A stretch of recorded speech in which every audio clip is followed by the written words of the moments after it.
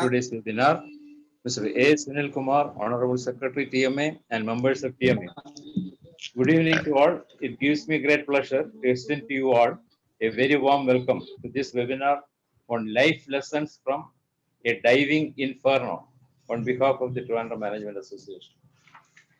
We are privileged that we have with us Mr. Raj Kaladi, former Managing Director PMI India and Independent Director Gwalior Smart City Development Corporation. He will share his experience, how he survived on a foreign land without passport, credit card, phone or baggage, and the lessons he learned from that experience. He will enlighten us the concepts of how to deal with the uncertainties of the future. Now, let me welcome our dynamic president, Mr. Rajesh Jha, and our energetic senior vice president, Mr. C. Padma Kumar, to this webinar.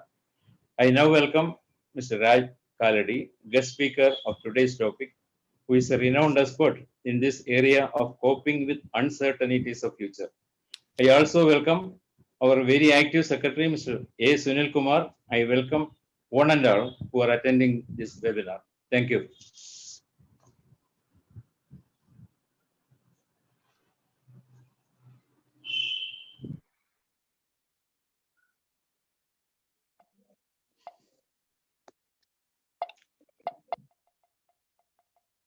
President, we welcome you for the inaugural address. President, is President online? Yes, sir. Your mic is muted. Thank you, Sunil. Good evening to all of you, Mr. Jayachandran, Mr. Padma Kumar, Mr. Sunil, and our guest speaker of the evening today, Mr. Raj Kaladi, and all the members and all the participants. I'm really very excited to see this topic, and especially with his background of Raj Kaladi about PMI India, and we were discussing about so many exciting projects and why we tend to do projects very differently compared to many other people. And the kind of background he has with PMI India, and then scuba diving, and then a smart city, it in itself is a big adventure. And it'll be very, very interesting to hear him speak about the kind of life lessons that he's saying about a diving inferno. And I'm really very curious, and I would also request Sunil to book him for some other time to talk about his experience of delivering the project and overseeing the project, because this is one area where we as a country, we need to improve drastically. In fact, I would tell you, Raj, that one project, Utkal Illumina, that we commissioned, it took only 25 years. And when we presented the sample of alumina and hydrate and this thing, bauxite, to Odisha CM and Chief Secretary, they were sort of in disbelief. They said, yes, the project is commissioned. So you're right. I mean, you in the project fraternity, you have many such experience. And we would love to hear from you as to what is your experience. Thank you very much. Thank you. Now I request our Vice President, Senior Vice President Padma Kumar sir to introduce our guest of the day, Mr. Raj Kaladi. Thank you, Sunil. President Rajesh Jha, other members of the Managing Committee, Mr. Jayachandran, Chairman of the Evening Lecture Program, my very good friend Raj, who's our speaker for the evening, and ladies and gentlemen.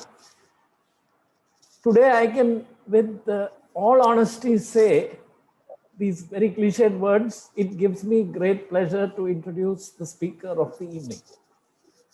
Raj and I are very old friends. We did our MBA together. I have known him actually since 1982, and unlike being just batchmates, we have kept in touch over the years. So we've actually become very close.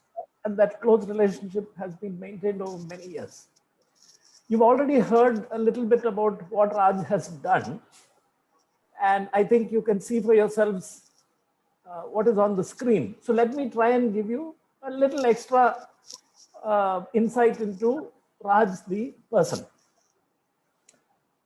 My first memory of Raj in our MBA days was of somebody who would question everything.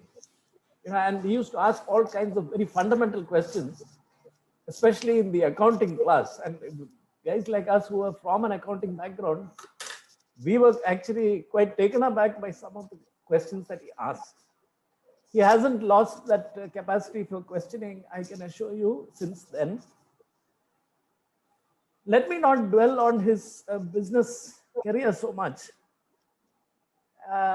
The one point I'd like to highlight here today is that Raj, in spite of his very distinguished and storied business career, I think the main thing that strikes me about him is the fact that he has reinvented himself so many times.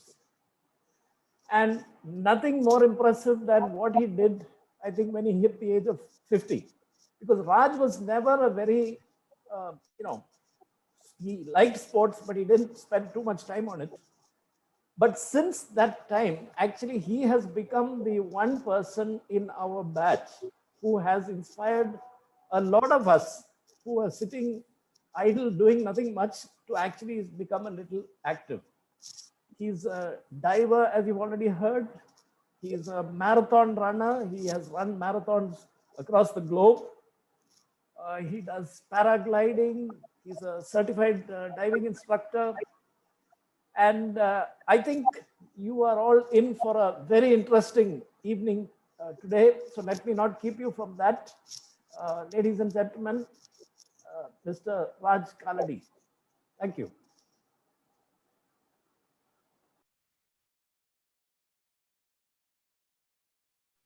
Thank you, CP, Padma Kumar. And my problem with Padma Kumar is that if he's allowed to, please discount 50% of whatever he said about me. Okay?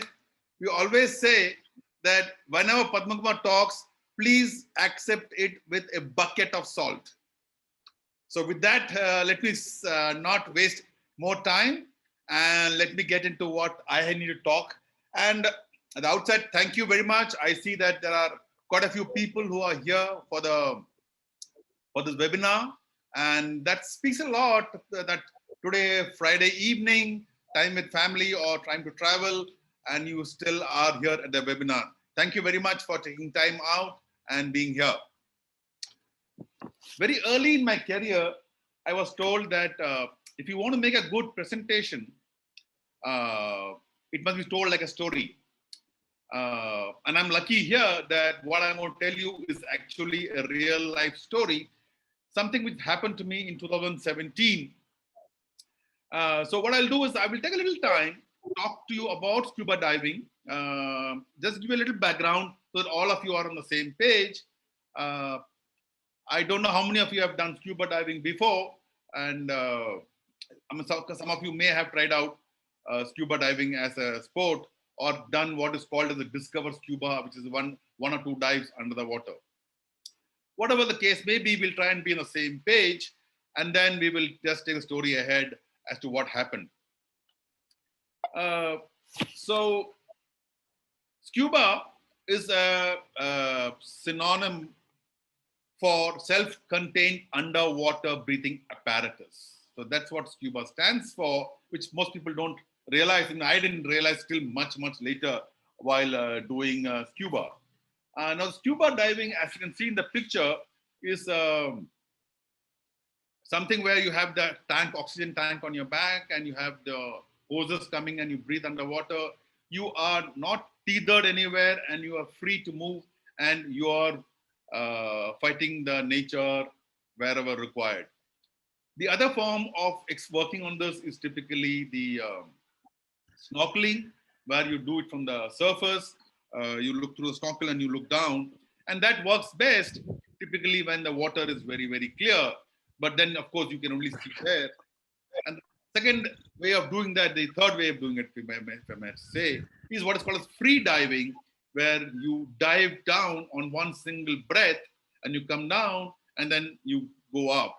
But as is very clear, when you do a free dive, unless and until you are one of those experts, real experts who spend years practicing this, the time which you get underwater would be anywhere between 2 to 3 minutes, and then you come up. While on a scuba with an oxygen tank in the back, you could do anywhere between 30 minutes to an hour, depending on the depth you're going to. So this is what the various marine life which one sees underwater as you go along. The corals and the colors which you see are really amazing. Some of the colors which you rarely get to see on land, honestly. The various forms of the marine life, the various shapes they have, various colors they have. It's just amazing how many colors you can see, how many types of fishes you can see, and things like that. It's really amazing, and that's what makes me go back diving again and again and again. Typically, when you go scuba diving, again, there are broadly three kinds of way to do scuba diving. One is what we call as the shore-based diving. So which basically means that the place where you stay or the resort is near the shore, and you wear your kit, and then you walk, and the dive site is very close to the beach. So typically in such cases, the water, the beach would be shallow in the initial, and then it would drop down so that you can go and see those corals and all those areas there. Obviously, what happens is that there are only few places in the world which allow you to do what is called a shore diving. The second case is when you stay on land and you take a boat, and then you go to various points close by, and you go and dive from the boat, and then you come and get back on the boat, and then spend a couple of hours, dive to another location, and come back to the mainland. The third is the liverboat. The picture which you see here on the screens, they're called liverboat diving, where we actually go for diving for a week. The big boat has rooms to stay, a dining room, a kitchen, and so on and so forth. And the small boat which you see in the front is called the dinghy, or it's also called the Zodiac. And that's what we use to go diving from the main boat. So the main boat gets anchored in one place, and then we use that to go to nearby places and dive. So typically we go for 7 days to 10 days on the boat. The diving starts before breakfast, before lunch, and before tea in the evening. And some days we do what is called as a night dive, which is basically an evening dive. So, and we get to do 3 to 4 dives per day, and we do this for 6 or 7 days, or maybe 8 days. And the why we do that is because we can keep doing that, and we can go to places which is not easily accessible by land. As a person, I have dived across various locations. And why do we do that? Why does one dive at various locations, and why do we look at the just like the land? Like if you want to see giraffes, you go to Africa. You don't go to Australia. If you want to see kangaroos, you go to Australia. You don't go to Gir Forest. In the same scenario, there are marine life also has regions where you can see them. So if you want to see a particular kind of marine life, then you need to go to those areas. The other thing I missed to mention is that in addition to marine life, divers are also very keen to do diving and watch wrecks, the World War wrecks or other shipwrecks which are there, which are not too deep, maybe 30 meters, 40 meters deep, and we can go and have a look at the wreck, and that gets to be very, very interesting. Now, as you see from the map here, I've dived fairly across the globe, but there are still places for me to dive. Indonesia is the mecca for divers, and there are multiple places. There are thousands of islands and multiple places to dive and more places to see. And believe you me, with the pandemic, I'm not able to dive, and I'm really getting withdrawal symptoms right now, not being able to go underwater. So this brings me to that. That's a little background about the diving and why we dive, etc., and dive sites. So this brings to a story of my dive in the month of May 2017 in a place called Hurghada. Hurghada is in Egypt. It's off the coast of the Red Sea, and it's very well-known place for diving for two reasons. Both the reasons which you dive for, there is a tremendous amount of marine life, which is very, very good. In addition to that, the Suez Canal was extremely active during the World War. And therefore, there were a lot of wrecks which are there. And it's very interesting to see some of these wrecks because these wrecks have gone down. You can see the motorcycles parked there. You can see the trucks parked, the Jeep. You can see the cannon and the rifles, the uniforms. In fact, there's one very famous wreck where you can see two steam engines on the sea. So these are nice to see and how it was, etc., etc. So that's why I have wanted to go to Hurghada to dive. So on one May Friday evening, I took this flight from Mumbai to Hurghada, which transited via Abu Dhabi and then on to Cairo, and from Cairo finally to Hurghada. So this whole journey took a good time, including travel, flight, and the transit times. And finally, I reached Hurghada and the boat at about 7:30 p.m. in the night. Had my dinner and was very, very tired on one hand, excited on the other hand. Anyway, I was allotted my berth, which was in the bottom. I went to sleep and all set for a dive in the morning.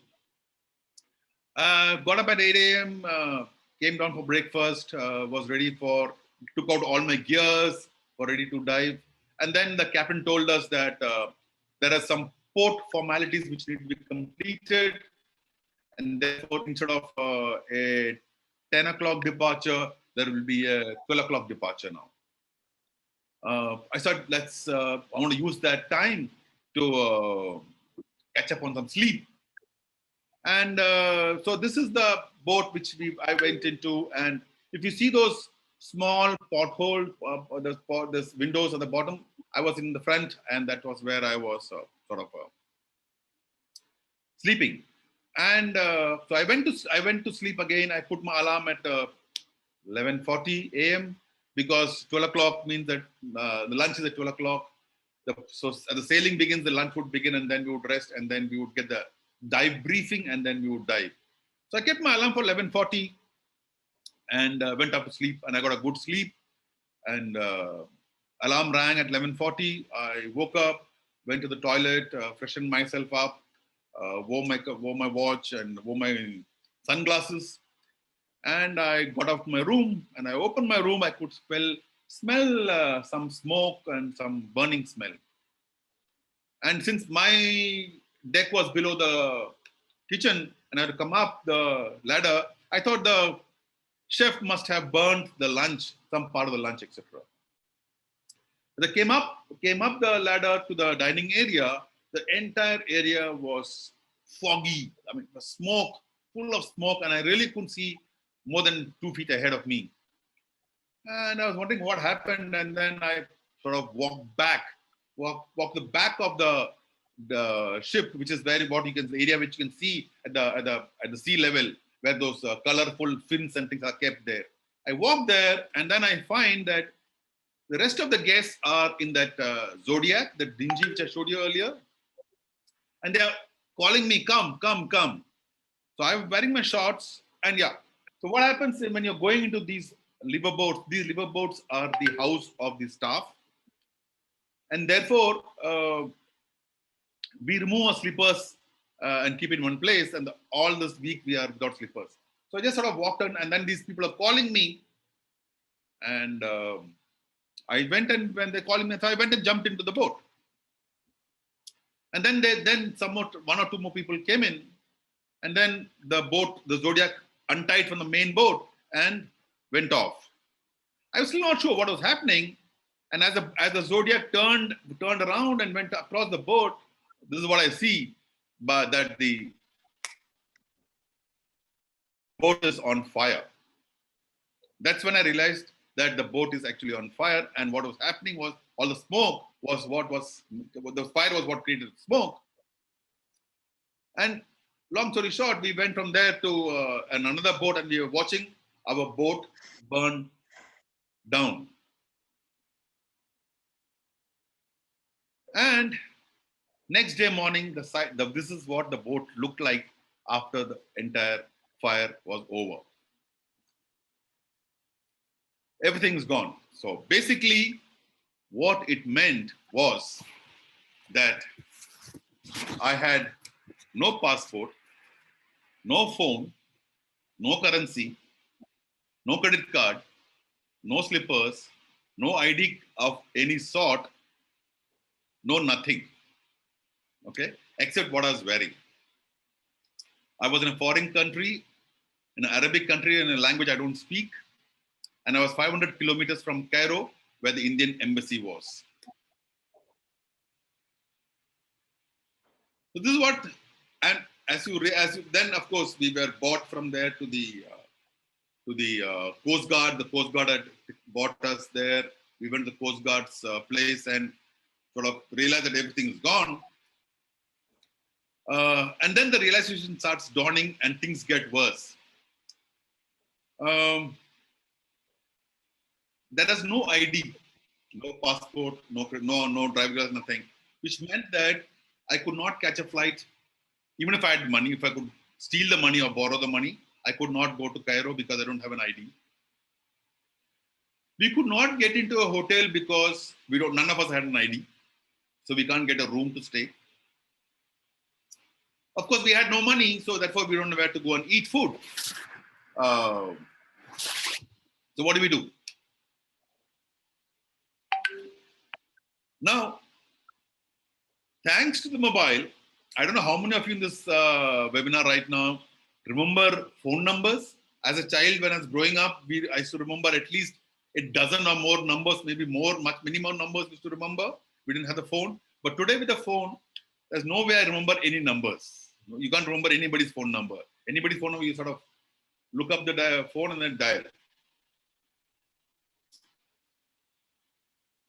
So those were the issues there. Now, you could say that, why didn't you go to Gmail and write to somebody? Very good question if you had that in your mind. But first thing, remember, I don't have money. So I can't go to a internet shop. But assuming even if I had, which I did later on, but what happened when I went to Gmail? Gmail said to me that Gmail is very good, very secure. I like them a lot. But when I went there, I realized that Gmail said, you're logging in from a different country. And therefore, I need to verify that you are whom you are. And I'm going to send you an OTP to the registered mobile number. The registered mobile number, the mobile is under the Red Sea. So I can't get the OTP and I can't log into Gmail. You would then say, why didn't I try Facebook? Logical, and I did try Facebook. Facebook was also very secure. So what Facebook did was, they didn't send me the OTP, thankfully. What they said is, we will show you pictures, 6 pictures. If you identify 4 pictures of those, we will let you in. And as they say in Hindi, when bad luck hi kharab hai, when your bad luck is really bad, then what happened is my friends, they showed me the first profile. The profile picture of that friend had put an abstract image. So I failed. I don't know who the friend is. The second picture, which was shown to me, was a picture of my friend when he or she, I don't know who the person was even today, was a child. The third person who put the picture was a picture of his pet, a cat, if I recall right, which means that 3 out of 6 I won't get, and I need to get 4. That means Facebook would not allow me to go inside again. Now, the story goes on because I I mean, when we contact my wife and trying to figure out how to transfer money, they said don't transfer money on the online because it can take 4 to 7 days for the money to get credited into the account, and therefore, and the local whose account you credit the money will not pay me till the money gets credited. So that rules it out. They all said do money transfer through Western Union. But what we didn't realize is that from India, you can't do outward Western Union remittance. You can only do inward Western Union remittance in India. So that also gets ruled out. And if these things were not enough, I was the only Indian in the group. There were 15 Britishers, a couple of people from Cyprus, a few people from France. So I was the only Indian there. And while they had support from their consulate, which had an office in Hurghada, Indian consulate did not have any member or any office in Hurghada.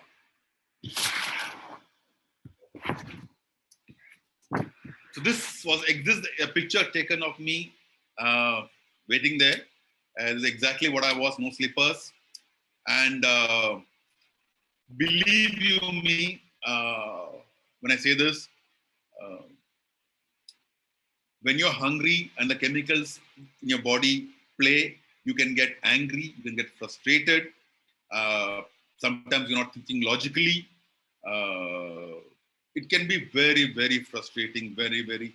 I mean, I had a feeling of being helpless. I was feeling of being, I mean, if you can get a feeling of being helpless, angry, frustrated, impatient, hungry, all at the same time, that's what was going through my mind there.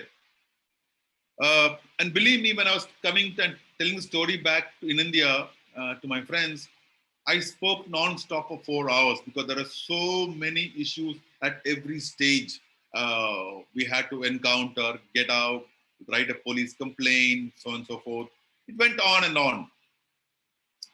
The media also covered this, and you can't see it very clearly, but the dingy, which is going in the front, which you see in the picture there, I'm actually, the actual picture, you could see me sitting in the back.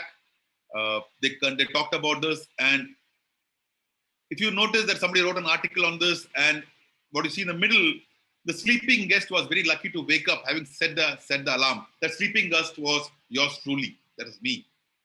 So if I had not set the alarm, maybe I would not have been here today to give you this talk. It was that close.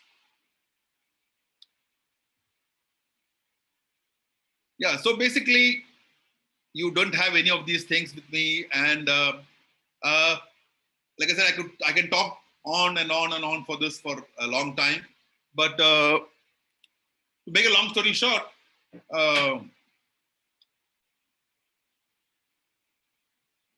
couple of these guests who were there, they were having sun bath on the sun deck, and they had the mobiles with them, and one of them had a WhatsApp with him in it, and I somehow figured out my wife's number and sent out a message to my wife that this is what happened, and please message back, etc. Figure out, and then she sent me all the numbers of people which I noted on a piece of paper.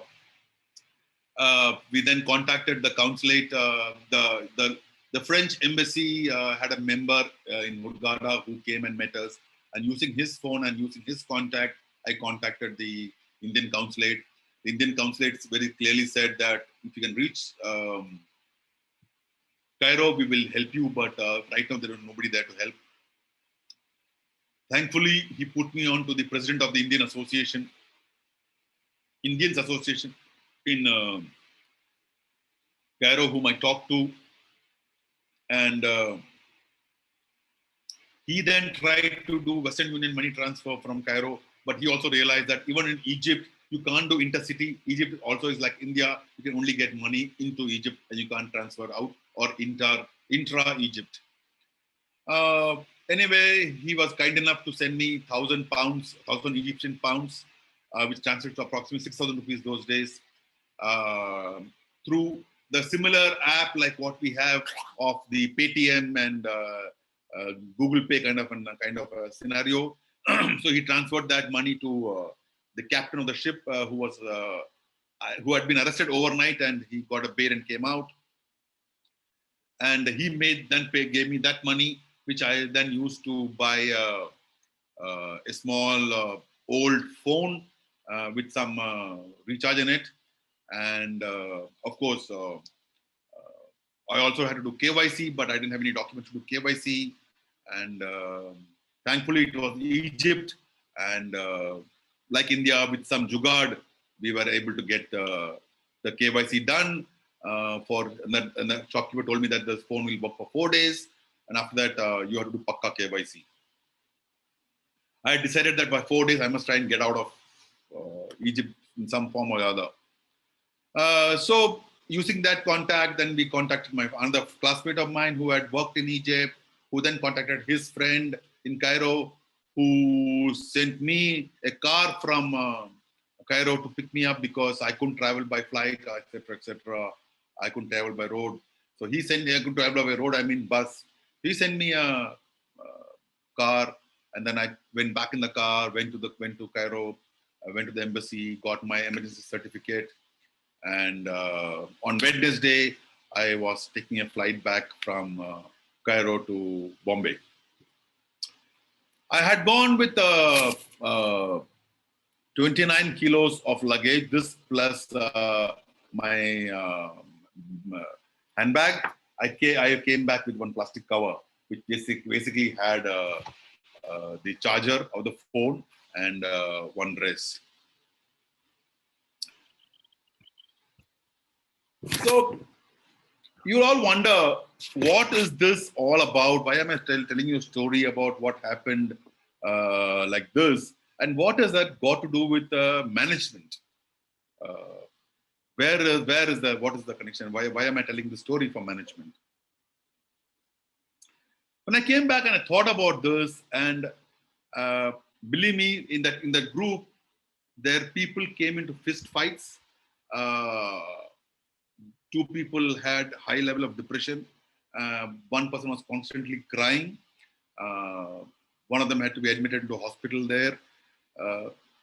People were behaving in very, very different manner. And fortunately for me, I was able to keep my senses and be balanced and reach home safely, safe and sound. I said, what are the lessons which are there? What helped me survive this inferno? What are the lessons, and what can I share? How can I share what happened, and how can I share this? What can I share with my friends and others, and how this would help? And then I also realized that today we are talking in the management world, we are talking about the VUCA world. And a very big element of the VUCA world was what happened last year with the pandemic. Most of us, in fact, practically all of our lives were turned, I don't know whether upside down, sideways, I don't know which way it just got turned every which way. I mean, the entire way of doing business, the paradigms shifted. And suddenly we had to find new ways. Now, while this may have happened over a period of time, a little bit of time, in my case, my life in Hurghada got overturned in less than 3 hours. While we were watching the boat burn down, my life turned. So I was trying to figure out what is it that we can do as people to be able to survive a VUCA world, survive a challenge as we go along. And then I looked at this example, and what I came across is that we are all interdependent. I was and still to a large extent being a proud, independent person. But what I realized is that we cannot survive in this world if we believe we can only be independent. We are clearly interdependent. I had to the help of the president of the Indian all are interdependent. I had to get help from my friend here. I had to get help from his friend there. And I had to get help from a whole host of people to be able to come out from that situation. What it also told me is that there are times where you don't have the expertise. We need to get those expertise from different places. And therefore, we can only do that if we as people are get those help from other people and people we need to, who are experts. And how do we do that? We have to do that by network. And TMA to me is a perfect example of a place to do the network, because here's a place where you're meeting people from different businesses. And I would not have survived there if my network was only limited to my professional friends from my work. I had to use all my network from different industries to be able to get out of that situation. Today, we are in a scenario where we need help. Technology is going to play help. We may not be in the technology field, but we need help from somebody in the technology field to be able to survive this scenario. We may need help from another area, in another field, to be able to get out from a difficult scenario in the future. So as much as we build our network across domains, we'll be able to survive any issues as we come along. The third element is what I really felt was accept the reality. Things are going to change. We can sit and forever crib. Why did it happen? I could have sat there and cried and said, why did it happen to me? Even today, I don't have an answer why it happened to me. But is that answer important? The answer may not be important. But the fact that it has happened, one has to accept the reality. The reality of the scenario was I had no money, I had no cash, I had no credit card, I had no phone, I had no passport, nothing. Once I've accepted the reality, life became much more easier. One was able to figure out what to do the next step. But it is when we do not accept reality and we behave like an ostrich, putting our head under the sand, is that when we have issues, when we don't face reality.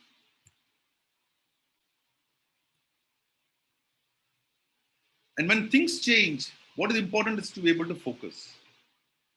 Like I said, once I had decided that I was established the contact and realized that I have a fairly good potential to get out now, I said I must try and get out in 4 days' time. And I worked everything towards that and kept that focus on that particular activity. So things will change, situations will change, on all of us will change, and our dynamics, our environment will change, the way we are doing work will change. But we need to keep focus on what is that we need to get and be at it, like the way they say in Mahabharata about Arjuna and the arrow and the bird's eye. Having said that, we should also be patient. When I said that I decided 4 days, believe you me, I know what 24 hours mean. There are times when I couldn't do nothing because I am waiting for something to happen somewhere else, somebody else to move something somewhere for me to do something here. So I had to be patient. I had no choice. I just had to be patient and wait. So the element, these two things seem little different, seem contradictory, but you need to be persistent, but you need to be patient. That's the way I see it. And finally, and the most important, if there's one message which is there, which I would have to leave behind when I talk, is exit your comfort zone. If you don't exit your comfort zone, believe you me, nothing happens. You will know no learning, nothing. And magic happens when you exit the comfort zone.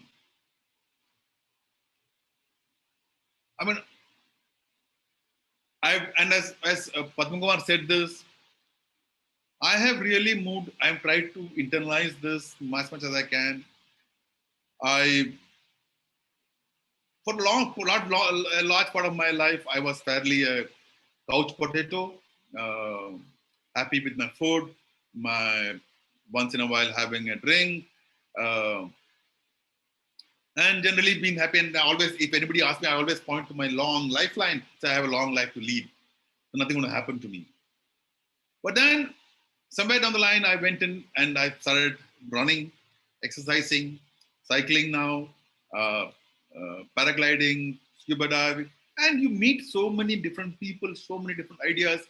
And lot of my successes in my work has come from these things, where I've been able to figure out various elements and how I've been able to get out my comfort zone. I personally, before joining PMI, I was extremely shy. I had knock knees issues when I was on a stage, and I really had to get a lot of courage to go and speak. Today, I'm fairly confident. There is a little bit of nervousness all the time, but I'm still quite confident when I go on a stage. And as it happens, things get better and better and better. And then I only say luck happens then. Then lady luck starts smiling on you. So there's one thing I want to say is exit the comfort zone.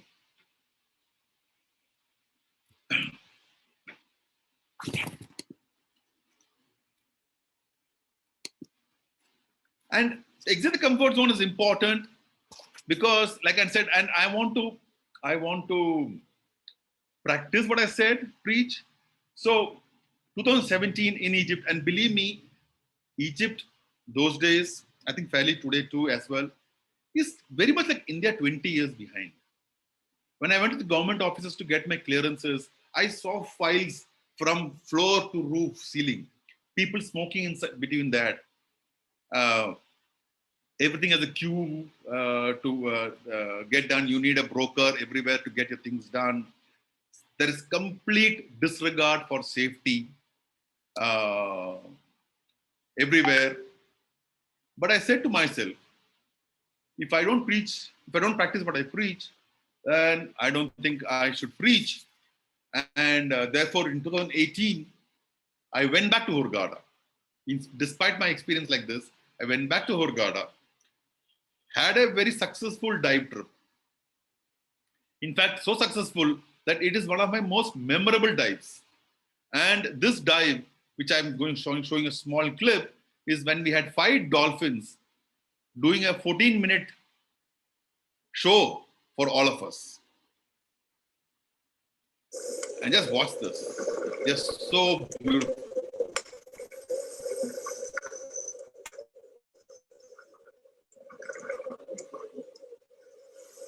And they really came to almost arms touching distance.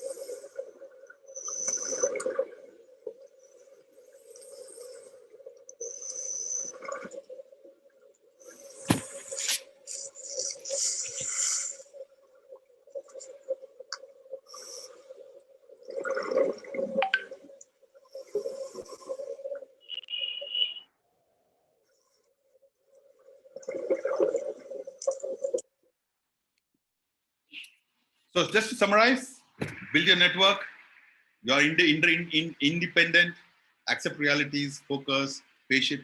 And I also want to just add here, when you say build your network, interdependent, I have always said this, and I will say this again, that if you have the guts to ask questions, you are coming from a position of strength.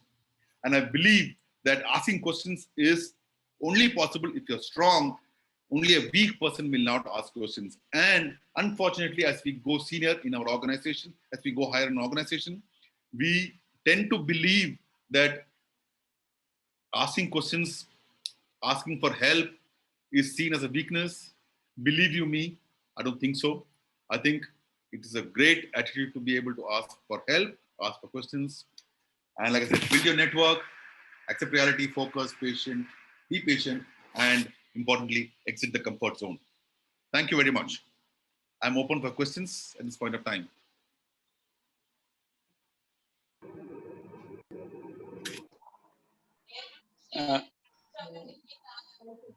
Mr. Raj, one question from my side. Sure. When will you, I am Sunil Kumar, Secretary TMA. Yeah. My question is that when will we recognize, particularly in a career, when will we recognize that we are in a comfort zone? Because there should be a point at which we have to understand that we are in a comfort zone and we have to move. So what is the method to understand that comfort zone? Yeah, I really wish that that was a very simple answer to that question. I think a lot of it is primarily from a perspective of introspection. If, for example, typically what I've noticed is that when you're sitting in a meeting and somebody says something And if your mind is telling you, I've heard this before, I've not seen this before, kind of thing. And if you hear those kind of comments coming often in your mind, then you are in a comfort zone. If you are not willing to make, if you are, when people ask you questions, come out with ideas and things like that, and if you are rejecting more often than not, then you're in a comfort zone.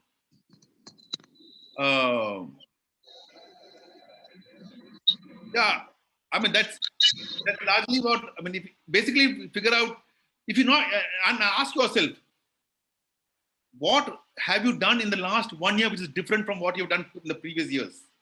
Okay, when you watch 6 months, if you haven't done anything different in the last 6 months to 1 year than what you've done in the past 2 years, 3 years, then you're in a comfort zone for sure. So it's a matter of asking yourself questions and being honest in the answers. Thank you. Hello. Raj, I wanted to ask that since you had. I can't hear you, Mr. Jha. Yeah. I wanted to ask you that since you had such a difficult experience, if anybody, any of us goes to different countries, what precaution we need to take so that we do not have to face so many difficulties that you faced?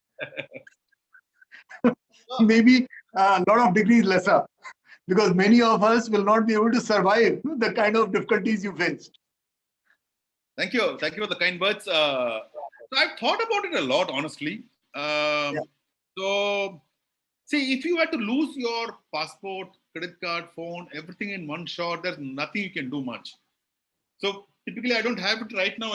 I carry, what I carry is there is a band which I carry, which has my name and 3 phone numbers engraved in that band.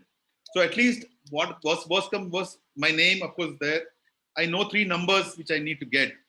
But ideally, if you're not doing an event like a diving, I think the good thing to do would be to be able to keep your passport, cash, credit card, phone in separate places so that all of it doesn't go in one time. So if at best you lose one item at one time. So that's the one thing. If you're traveling in places where you're staying in a hotel and you don't need the passport during the day, please keep your passport, credit, cash, whatever cash in the hotel locker, because it's best not to travel with them anywhere. If you're traveling to places where you have friends and relatives, then the best thing is to leave it at home and to travel with as light as possible, because passport is going to be one of the key elements for you to worry about. Passport followed by cash, followed by credit card, followed by phone. But phone you can always buy wherever you are if you have the cash and this thing. Passport is there. You can always travel. Worst comes to worst, you can get back, go to Indian embassy, figure out some way, borrow money, beg, borrow, steal money, and come back. So passport would be the most important thing which you need to secure and keep safely, followed by credit card, cash, and the phone. And keep them separately wherever possible. Don't put them in one place. Okay. Okay. Thank you. Hello. Hello. Hello. G. I'm Nahas speaking. Hello. Yeah. Can you hear me, sir? Yes, Sorry. Raj sir. Yes. I'm Nahas, MC member Okay. of Trivandrum Management Association. Yeah, please go ahead. Okay, sir. I'm very happy to have known that you and Padma Kumar sir were classmates. And I'm asking you the question, as a management professional, you have talked about really the talked about the risk management, crisis management. Yes. I found that it is the in-depth topic of risk management and crisis management. Yeah. And my question is, sir, you talked about your hard experience and Yes. your thrilling experience and adventure experience. Yes. It was very, it was very useful for us. We can, practice in our life. But Yeah. I'm asking you, sir, what will be, what is your, can you share a fun experience in your navigation field? Any fun experience? Certainly, it will be chilled out for us in this evening. Certainly, will you share a fun experience? I'm not too sure how. See, fun is. I mean, there is so many instances when there is. I mean, it's also, I mean, I don't know how to share this because it's all got to do with friends and things like that. Yes. Okay. Sure, how to explain, because basically at the end of the day, fun is either if fun is fun, you have a fun time alone if you're only watching a movie, but otherwise fun time comes with friends. So when you're having a good set of friends, I mean, I can talk to you, the amount of fun we have with Padma Kumar around is phenomenal. I mean, so we bond so well, and we just have to get a 3-4 of us together, and we just forget everything else. The good thing about us is that we don't have any competition among us, and it's all about leg pulling all the time. And in fact, I was telling Padma Kumar, please do not share this link with my friends in the classmates, because they would Malayalam paraya para vekkavar. So they will come and ask difficult questions to make my life miserable. So that's what they do. And then Okay. that's part and parcel of life. Okay, sir. Very nice to hear, sir. Thank you very much. Thank you. Sir. Hello. Yeah. Hello. Can I Yeah. speak? Yes, please. Yeah, I am Anil Kumar. Yeah, Anil. I'm a motivational speaker. Okay, great to hear that. Yeah. When I go, especially to our students, and I was abroad for so many years in different Middle East countries. Okay. There also we see, especially Keralite, Yes. the ending punch of your experience. Ask questions. Yes. Keralites are not asking even their need. They will not open up to ask for them because Correct. they consider this as a mistake. But Yes. come to other states, when we take other states and other countries, they will ask, or they know karayunna kunjine palullu. That theory they know.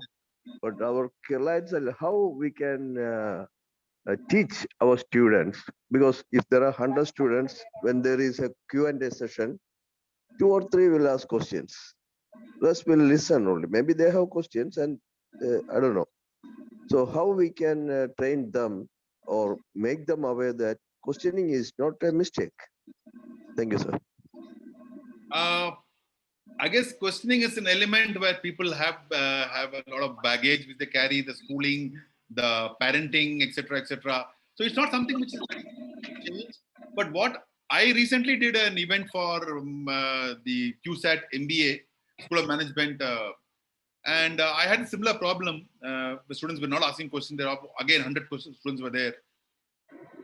I just said one statement. I think after that things changed better, but it wasn't all the great. I said to them one thing. Remember, if you have a question and you ask a question, you may appear to be a fool that time. But if you do not ask a question, then you're a fool for lifetime. So I said this in 2-3 forms. I told them, if you don't ask a question, then you remain a fool for a lifetime. But if you ask a question, you only remain a fool at that moment. And more often than not, I told them that the question which you ask, you may think you are looking like a fool, but it could be a very, very important question. And after that, believe me, it has helped me improve. The number of questions did go up. The second thing which I do all the time when I talk to the students in most places is always preface a question by saying, that's a very good question. It's a fantastic question. I sort of encourage them, therefore, to ask a question, or even tell them honestly, sometimes the questions they ask stop you on your track. I said, listen, I need time to think about this question. It's a very good question. So the people who ask the question feel good, and that hopefully encourages other people to ask more questions. Otherwise, it is a difficult curve, and I've seen this happen even when they are working. They don't ask too many questions, and it takes a lot to draw them out to make them ask questions. But then the key would be to make them feel comfortable at the end of the day. Thank I you. hope Sir, I'm George Joshi. Yeah, George. Can you listen me? Sir, it is very nice to listen your dangerous life which you did, and because and you related that with the management also. And in reality, what I feel that the acceptance of reality, what you mentioned, is the primary things which we usually won't do. Okay, Exactly. sir. Exactly. Once we true to our life, Correct. we will be ready to accept the reality, and Yes. then only we can come out from our comfort zone. So my thought, my thinking which arises now is that whether we want to educate ourselves to come out from our comfort zone, as and when some danger happens or some untoward incident happen, or we want voluntarily try to do it in a very controlled manner, which is better. Always better to do the controlled manner. Yeah. And I'm telling you the way to do this exit comfort zone. Like Sunil asked this question earlier. I think the way to do this honestly is, even if you don't know or you know, do something different today. For example, if you don't know swimming, go learn swimming. If you think you're a poor dancer, go join a dance class. If you think you are not a good speaker, go join Toastmasters. Develop a new hobby. Do something different. Go cycling. Go running. Do something. Take up a new hobby right now. Do painting. One of the things which I still have to overcome is to be able to meet new people. I think I'm a little bit of an introvert in some ways, but I have to take courage. I have to go meet people. So I have to go and introduce people wherever I can. Sir, which means this is an attitude. You need to cultivate ourselves. You can keep on doing these things right now. Yeah. Honestly. Oh, thank you. Yeah. Thank you very much. Any other questions? Any questions from our participants? Yeah, excuse me, can I ask one more question? Sure. Anil. So when you're doing scuba diving, what was in your mind in the first scuba diving? My first scuba diving was very, very, how do I say this? Stressful. It was very, very stressful. In fact, I had decided that I will not scuba dive again. I had a problem breathing through the regulator. I had a problem trying to equalize the pressure in my ears. Salt water was going inside the mouth, which was not very tasty. So it was a very, very bad experience in the first time, which I went through, and almost did not do it. In fact, I didn't go back diving for 5 years after that. So 2008, I got certified initially for the first level of certification. And 5 years later, I again went back with some friends, and I said I must try out these things again. I can't just because I had a bad experience, I should not give it up. And I went, my second time I went to do this, that's when I really fell in love with diving and I got comfortable.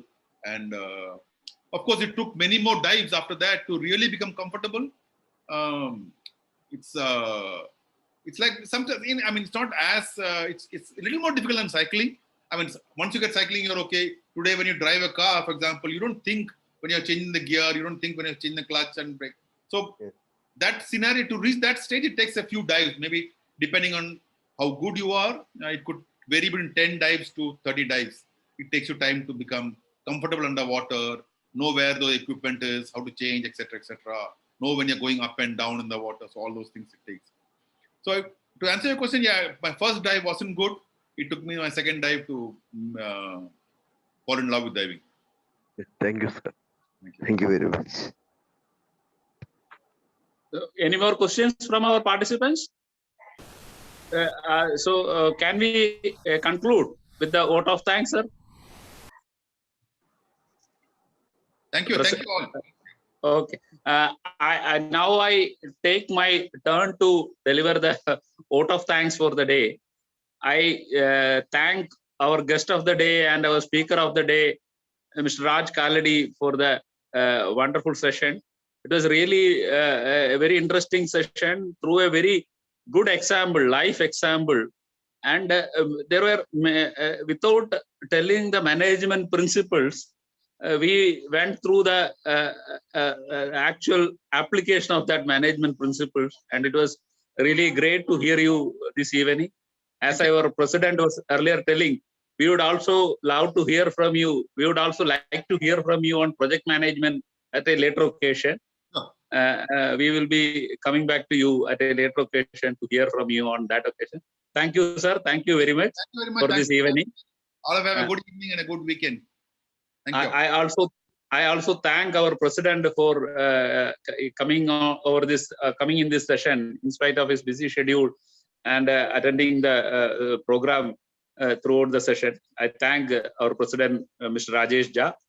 I thank our vice president, senior vice president, Padma Kumar sir, for actually I should also thank him for introducing Mr. Raj Kaladi to TMA and also coming for this session and participating in the evening throughout in spite of his busy schedule. I also thank our chair, Jayachandran sir, our evening programs chair for this evening, for successfully conducting this program. I also thank all our MC members, all participants who and members of TMA for participating in this event. Thank you all. Thank you. So, Thank you very much. Thank you.